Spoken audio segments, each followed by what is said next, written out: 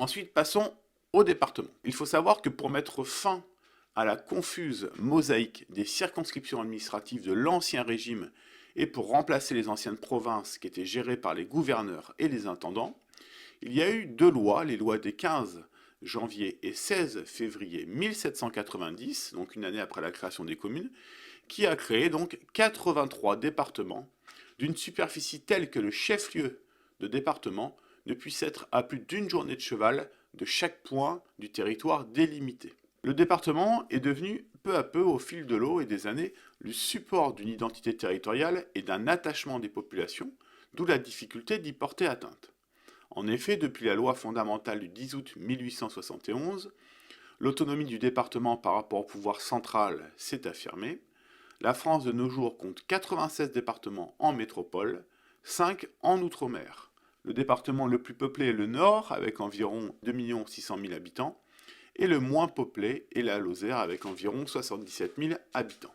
Comme la commune, le département est à la fois une circonscription administrative d'État et une collectivité décentralisée. Il a donc conservé ses organes traditionnels, le Conseil général, qui est devenu, avec la loi du 17 mai 2013, le Conseil départemental, son président et le préfet. Le Conseil départemental doit se réunir en session ordinaire au moins une fois par trimestre à l'hôtel du département, et les sessions extraordinaires sont possibles, les séances sont bien évidemment publiques. Le Conseil établit librement son règlement intérieur dans le mois qui suit son renouvellement, et l'ordre du jour et les rapports sur les affaires inscrites doivent être adressés à chaque conseiller au moins 8 jours avant la réunion. Chaque conseiller ne peut détenir qu'une délégation de vote de la part d'un collègue absent et pour une seule réunion. Les compétences du département sont multiples. Le département est l'assemblée chargée de régler par ses délibérations les affaires du département. Le conseil départemental a donc compétence pour voter et exécuter en équilibre le budget, où doivent être inscrites certaines dépenses obligatoires, telles que la santé, l'aide sociale, la voirie, pour créer et organiser les services publics départementaux, pour assurer la gestion du domaine, en particulier les routes départementales, donc le domaine routier, et enfin pour participer à des interventions économiques. Il y a eu plusieurs lois qui ont transféré, qui ont modifié les compétences dévolues au département. Tout d'abord, les lois du 7 janvier et du 22 juillet 1983 ont opéré d'importants transfert de compétences de l'État vers le département, en particulier dans le domaine de l'action sociale et de la santé. Cela a été confirmé par la loi du 13 août 2004 qui fait donc du département le chef de file de l'action sociale comme on l'a vu tout à l'heure. La loi MAPTAM du 27 janvier 2014 a désigné le département chef de file en matière d'aide sociale et de solidarité des territoires. Nous allons le voir. Donc l'aide sociale du département, dont le coût financier représente en moyenne plus de la moitié de son budget de fonctionnement, concerne principalement l'enfance, avec l'aide sociale à l'enfance, la protection maternelle et infantile, l'adoption, le soutien des familles en difficulté financière, également toute une politique publique relative aux personnes handicapées est portée par le département. Cela concerne notamment les politiques d'hébergement et d'insertion sociale, les prestations de compensation du handicap depuis la loi du 11 février 2005. Ensuite, pour ce qui concerne les personnes âgées, il s'agit de la création et de la gestion de maisons de retraite, de politiques de maintien des personnes âgées à domicile, avec notamment l'APA, l'allocation personnalisée d'autonomie. Également les prestations légales d'aide sociale, avec la gestion du revenu de solidarité active, le RSA, et enfin la contribution à la résorption de la précarité énergétique. La loi MAPTAM a également prévu qu'est confié aux départements qui en font la demande tout ou partie des actions qui relèvent du Fonds social européen. La loi NOTRe confie en outre aux départements, conjointement avec l'État, l'élaboration d'un schéma départemental d'amélioration de l'accessibilité des services qui vise à renforcer l'offre de services dans les zones présentant un déficit d'accessibilité. En effet, dans le respect de ce schéma, pourront être implantées des maisons de services au public. Vous savez, ce sont désormais les maisons France Service. En matière d'éducation, le département assure également la construction, l'entretien et l'équipement des collèges, alors que les lycées relèvent de la région, et également la gestion des 100 000 agents techniciens, ouvriers et de service, les fameux agents TOS de la loi du 13 août 2004.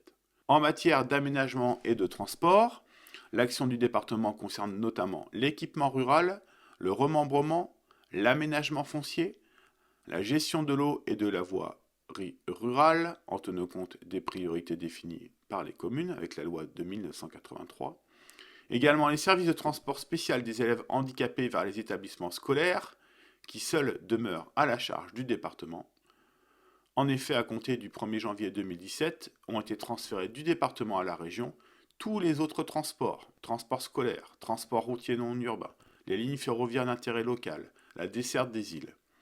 Également la gestion de la voirie départementale. Toutes les routes qui n'entrent pas dans le domaine public national, depuis la loi du 13 août 2004, sont donc des routes qui relèvent de la voirie départementale et donc de la compétence du département.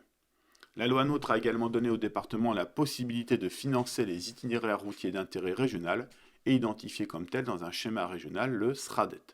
Enfin, la gestion des ports maritimes et intérieurs ou de certains aérodromes peut être transférée par l'État des départements aux autres collectivités territoriales.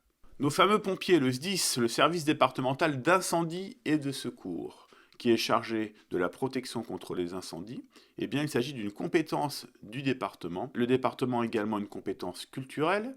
Il crée et gère des bibliothèques de prêt, des services d'archives, les fameuses archives départementales, des musées, tout ce qui concerne la protection du patrimoine également. Cette compétence est clairement qualifiée par la loi NOTRe de compétence partagée entre les communes, les départements, les régions et les collectivités à statut particulier, de même que les attributions en matière de sport, de tourisme, de promotion des langues régionales et d'éducation populaire. Pour résumer, j'ai trouvé cette petite image de la DILA, de la Direction de l'information légale et administrative. Quel est le rôle du département ? Eh bien, le département, il en existe 101 en France. Il est administré par 4108 conseillers départementaux élus pour 6 ans. Il intervient principalement dans 3 compétences fortes. Tout d'abord, dans le domaine de la solidarité, de l'action sociale, de la santé, avec donc les personnes handicapées, l'aide sociale à l'enfance et le handicap.